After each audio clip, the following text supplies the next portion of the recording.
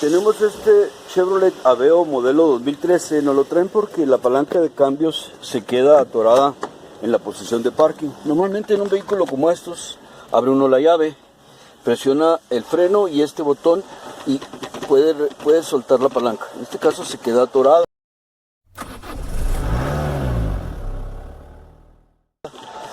Ya hicimos la primera revisión y nos damos cuenta que el switch de freno sí está bien. También ya revisamos el sensor de selección de rango de la transmisión, está mandando señales equivocadas. Necesita estar en la posición de parking. Este sería el sensor de posición de rango y está fallando. Vamos a quitarlo y a revisarlo para proceder a hacer la reparación indicada. Aquí tenemos ya el Aveo levantado y estamos procediendo a quitar el sensor de posición de la palanca de cambios. Ya hemos quitado el sensor de posición, ya le volamos la otra parte de la cabeza a los remaches. Vamos a terminar de abrirlo.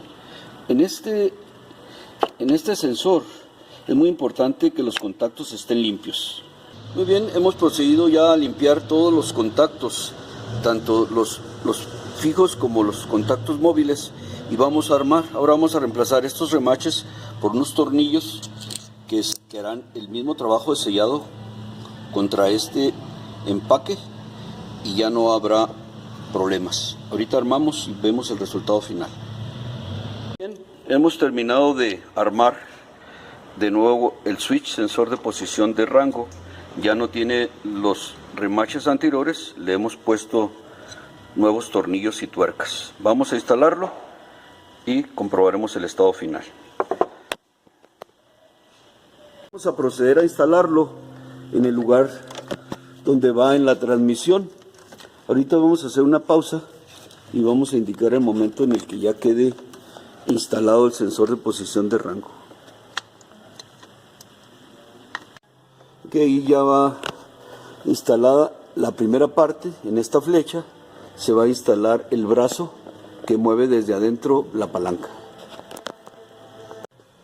Cuando se instala esta tuerca es de un solo lado, porque asienta y ya no se puede apretar más. Tiene una arandelita que tiene unas protuberancias que se insertan cuando se ha llegado al tope. Muy bien, continuamos, ya nada más falta instalar el cable selector en la posición de parking.